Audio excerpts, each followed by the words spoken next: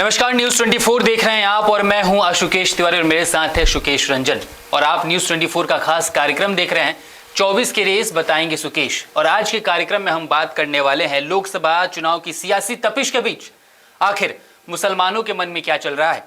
इसके साथ साथ मुसलमानों की कौन सबसे पहली पसंद होने वाला है। यूपी के विधानसभा चुनाव में एक मुश्त होकर वोट करने वाले मुसलमान 24 में किसको वोट देंगे। देखिए, यूपी की 80 की 80 सीटों पर अलग अलग पार्टी अपना अपना दावा ठोक रही हैं। अखिलेश यादव कह रहे हैं कि बीजेपी को एक भी सीट नहीं जीतने देंगे, तो बीजेपी कह रही है कि 80 की 80 सीटें जीतेंगे। लेकिन इन सबके बीच में सबसे इंपॉर्टेंट यह है कि अगर आपको यूपी जीतना है, यूपी फतेह करना है, तो मुस्लिम वोटर्स को अपने साथ लेके चलना जरूरी है। और शायद इसी वजह से अखिलेश यादव ने मीडिया में कुछ खबरें आई कि कल एक सीक्रेट मीटिंग बुलाई। सबसे पहले सुकेश सर, मैं तो यही जानना चाहूंगा कि मीटिंग किसको लेके थी, कौन कौन मीटिंग में आया था और क्या अहमियत है इस मीटिंग की। देखिए, ये मीटिंग कल नहीं हुई आशुकेश, ये मीटिंग 3-4 दिन पहले हुई जी। ये मीटिंग अभी तक गुप्त रखी गई, लेकिन सोशल मीडिया के ज़माने में बहुत सारी चीज़ें नहीं छुपती हैं जी। तो अब ये बात सामने आ रही है कि ये मीटिंग लखनऊ में रखी गई। इस मीटिंग में मुस्लिम इंटेलेक्चुअल्स आए थे। इंटेलेक्चुअल से मेरा मतलब जो समाज को अपने वर्क को दशा दिशा दिखाते हैं वो लोग थे। रिटायर्ड आईएएस थे, रिटायर्ड आईपीएस थे, कुछ बिजनेसमैन थे, लॉयर्स थे, मेरी जानकारी में कुछ जजेस भी थे जी, जो पहले जजशिप कर चुके हैं। ऐसे तमाम वो लोग थे और एक फीडबैक अखिलेश यादव लेना चाहते थे। सोशल मीडिया पे पिछले कुछ दिनों से ये डिस्कोर्स लगातार चल रहा है कि मुसलमानों की बात पार्टियों ने उठाना बंद कर दिया है, और खास तौर पे उन पार्टियों ने जो मुसलमानों का वोट लेती रही हैं। और उत्तर प्रदेश के संदर्भ में यह कहा जा रहा है कि अखिलेश यादव की पार्टी उस तरीके से मुसलमानों की पैरोकारी नहीं कर रही है जैसे कि उसको करना चाहिए। एक नैरेटिव यह भी चलाया जा रहा है कि राहुल गांधी कमोबेश मुसलमानों के लिए बोलते हैं। वो मुस्लिम वोटों की या दूसरे वोटों की चिंता नहीं करते कि अगर मैं मुस्लिम परस्त दिखूंगा तो दूसरे वोटर हमसे नाराज हो जाएंगे, हिंदू वोटर हमसे नाराज हो जाएंगे। बीच में वो सॉफ्ट हिंदुत्व वाली बात राहुल गांधी के संदर्भ में भी आई थी, लेकिन ये एक डिस्कोर्स बना है। इसी के बीच ये बैठक होती है। ये बैठक इसलिए इंपॉर्टेंट है कि आज की तारीख में उत्तर प्रदेश में विपक्ष की भूमिका में अखिलेश यादव है जी। उन्होंने एक बैठक बुलाई। ये बैठक में जो मेरी जानकारी है, जनेश्वर मिश्रा ट्रस्ट है, समाजवादी पार्टी ऑफिस के पास ही है, उसमें ये बैठक बुलाई गई। गुपचुप बैठक थी, ये करीब 2-3 घंटे के आसपास चली। अखिलेश यादव डायरी लेकर बैठे थे, नोट कर रहे थे। तमाम वो लोग जो इस बैठक का थोड़ा सा हवाला मैंने कल भी आपको दिया था कि प्रबुद्ध लोगों से मिले थे, उसकी डिटेल जानकारी यह है कि सबसे उन्होंने फीडबैक लिया। तो वो फीडबैक क्या था? वो retired IAS, retired IPS, retired जजेस, प्रोफेसर्स, एडवोकेट्स, बिजनेसमैन, वो क्या कह रहे थे? उन्होंने ये कहा कि मुसलमानों के हक के लिए जिस तरीके से समाजवादी पार्टी को अपनी आवाज बुलंद करनी चाहिए, समाजवादी पार्टी उसमें पीछे दिख रही है। मुसलमानों के बीच एक डिस्कॉन्टेंट सा है। हमारी बुनियादी जरूरतों पे बात नहीं हो रही है, शिक्षा पे बात नहीं होती, स्वास्थ्य पे बात नहीं होती। सच्चर की कमेटी की रिपोर्ट आई थी, उसमें कई वजूहात बताए गए थे कि अभी तक मुसलमान क्यों पीछे है, क्या करना चाहिए। इस पे चर्चा नहीं होती। चर्चा होती है कि कोई अगर पकड़ा जाए, उसमें से अगर कोई मुस्लिम है तो बुलडोजर चला दो, घर ढा दो। अगर कोई इंप्लिकेट कर दिया जाए मुस्लिम युवा तो कोई बचाने के लिए नहीं आता, पार्टियां नहीं बोलती। एक बहुत प्रेस्टिजियस इंस्टीट्यूशन है जो सिर्फ मुसलमानों के लिए नहीं है, वो एएमयू है, लेकिन उसका स्टेटस जो है वो माइनॉरिटी स्टेटस है। वो मामला भी कोर्ट में है। ऐसा नहीं लग रहा कि उसके माइनॉरिटी स्टेटस को बचाने के लिए कुछ किया जा रहा है। ये तमाम शक शुबहात रखे गए और एक आइडिया ये आया उस मीटिंग से कि सबको साथ जाना चाहिए बीजेपी के खिलाफ। सिर्फ समाजवादी पार्टी अगर अकेले लड़ना चाहेगी तो मुस्लिम की पहली पसंद पहले की तरह शायद समाजवादी पार्टी ना हो। जी। तो वहां राय यह थी कि आपको कांग्रेस के साथ जाना चाहिए। आखिर इसकी वजह क्या है? उन्होंने कहा कि राहुल गांधी बोलते हुए दिखते हैं। राहुल गांधी, ऐसी एक धारणा बनी है मुसलमानों के बीच कि राहुल गांधी वोटों के लिए अपने सिद्धांत से समझौता नहीं कर रहे। अखिलेश यादव लास्ट में बोले, उन्होंने कहा कि अजीब विडंबना यह है कि मेरे पिताजी को मौलाना मुलायम के नाम से कहा जाने लगा। जो हिंदू पक्ष है वो हमें मौलाना मुलायम के नाम से बुलाता है। सीएए, एनआरसी जैसे प्रोटेस्ट में हमने आपका खुलकर समर्थन किया। मेरी वाइफ उन प्रोटेस्ट में गई, आपके साथ खड़े रहे। लेकिन उसके बाद भी अगर ये दूरियां हैं, अगर ये एक डिस्कॉन्टेंट है, तो उसके लिए हमें भी कुछ करना पड़ेगा और आप लोगों को भी करना पड़ेगा। तो ये मीटिंग इस एडवाइस के साथ, मैं कहूंगा पॉलिटिकल एडवाइस के साथ खत्म हुई कि आप अकेले चुनाव में मत जाइए, आप कांग्रेस का साथ लीजिए, बाकी दलों का साथ लीजिए, तो मुसलमानों का भरोसा आप पे बढ़ेगा। अब कांग्रेस का साथ लीजिए। आप पूछ सकते हैं आशुकेश कि कांग्रेस का साथ लेने के लिए कह रहे हैं, लेकिन कांग्रेस का बचा क्या है? कोई आधार है क्या? यूपी में तो नहीं है, बेसिकली यूपी में नहीं है।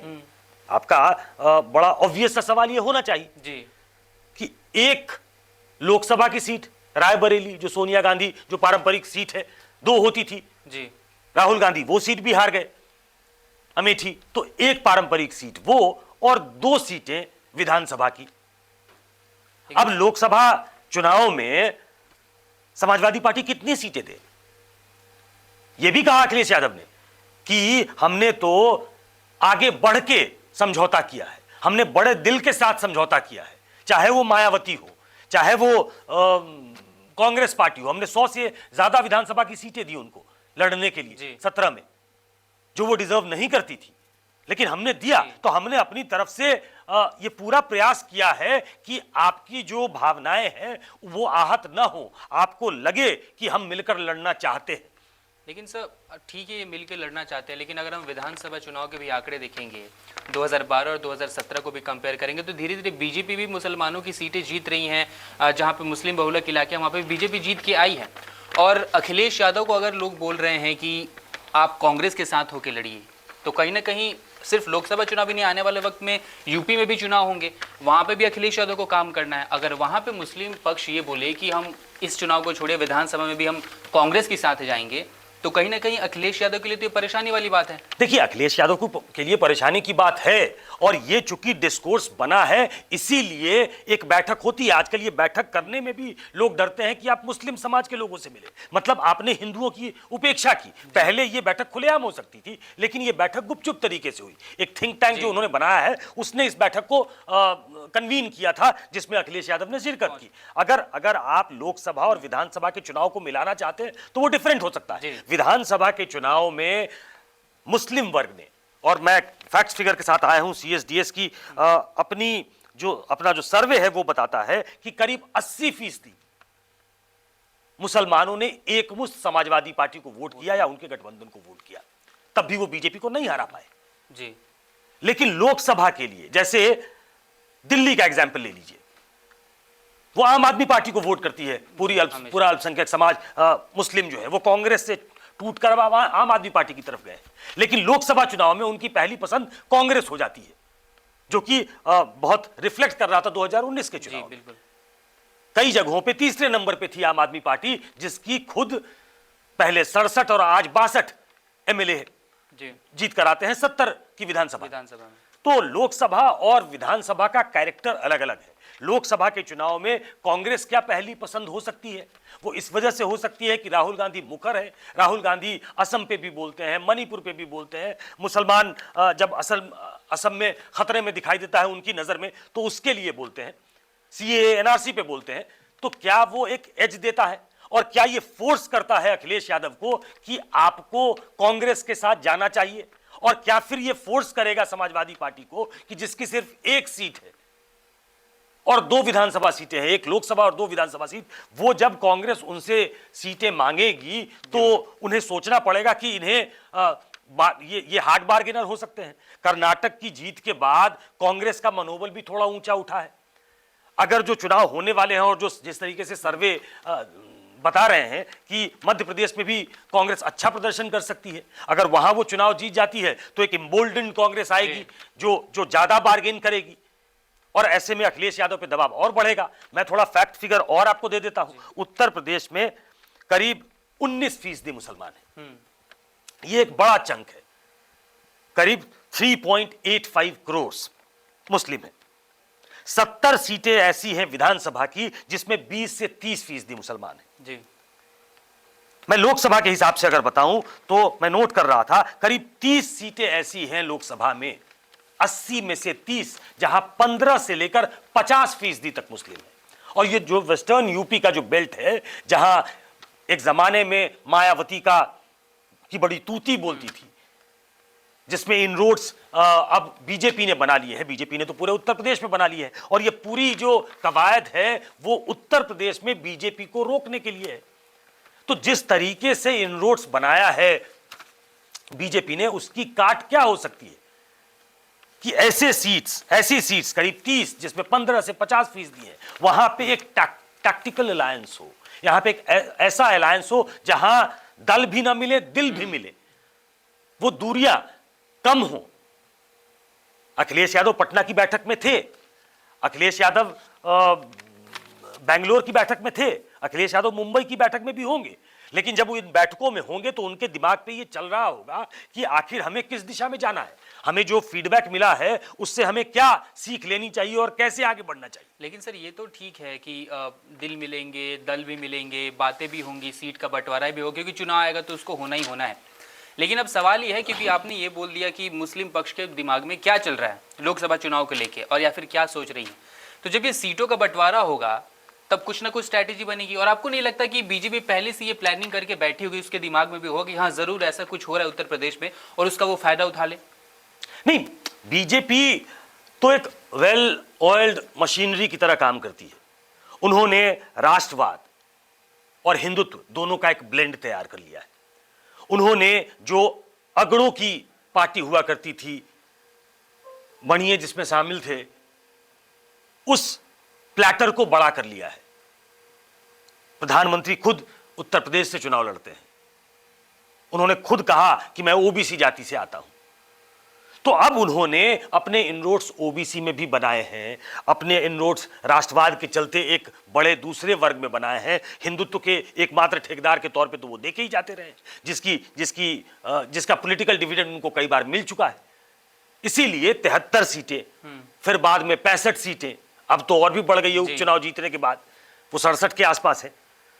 तो बीजेपी बड़ी कंफर्टेबली प्लेस्ड है उत्तर प्रदेश में, क्योंकि मल्टी कॉर्नर्ड फाइट होता है, वोट बट जाते हैं।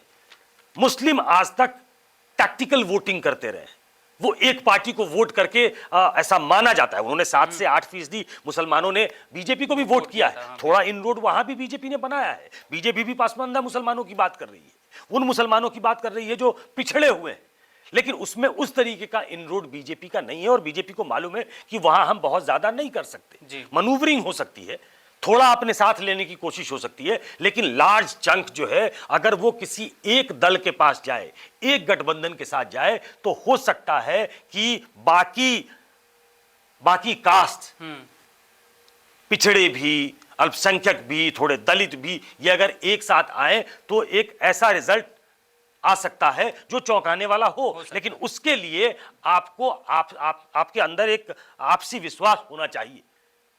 अखिलेश यादव, क्या ये मीटिंग इसी विश्वास के लिए उन्होंने बुलाया था या असेस करने के लिए बुलाया था? मुझे लगता है ये असेस करने के लिए बुलाया था। और अब जब वो मुंबई जाएंगे और अब जब वो मुंबई से लौटते हैं तो उनके दिमाग में कुछ क्लैरिटी होगी। वो बहुत हद तक देख भी रहे होंगे कि ये जो आने वाले चुनाव हैं, जो खासतौर पे हिंदी पट्टी के चुनाव हैं, उसमें कांग्रेस अगर अच्छा करती है तो वो बार्गेन करने की स्थिति में होगी। हालांकि एक बात और है मेरी जानकारी के मुताबिक कि राहुल गांधी ने ये बात कही है कि हम उत्तर प्रदेश में कोई भी कॉम्प्रोमाइज करने को तैयार हैं बीजेपी को रोकने के लिए। तो ये एक ऐसा स्टेटमेंट तो खैर नहीं कह सकता क्योंकि इन्होंने पब्लिकली ये नहीं कहा है, लेकिन एक ऐसी सोच है जो थोड़ी राहत दे सकती है समाजवादी पार्टी को, अखिलेश यादव को। लेकिन एक लार्जर लेवल पे अगर देखा जाए तो अखिलेश यादव रीवर्क करने में जुट गए हैं और अखिलेश यादव पे मुसलमानों का दबाव है कि आपको अगर चुनाव मैदान में उतरना है तो कांग्रेस के साथ उतरिए, तब पॉलिटिकल डिविडेंड मिल सकता है, अन्यथा आपको नुकसान हो सकता है। बेसिकली अगर अखिलेश यादव को चुनाव जीतना है, इंडिया को चुनाव जीतना है, तो सबको एक साथ उतरना होगा। मुस्लिम वोटर्स किधर जा रहे हैं आपने सुना अभी, लेकिन जैसे जैसे लोकसभा चुनाव नजदीक आएंगे इनका दिमाग बदलेगा। वोटर्स है, कहीं पे भी वोट कर सकते हैं, सबका अपना अपना मत होता है। देखते आने वाले वक्त में क्या कुछ खबरें आती हैं, क्या कुछ पोल्स आते हैं, अभी तो बहुत सारी बातें आएंगी, उन पे भी चर्चा करेंगे।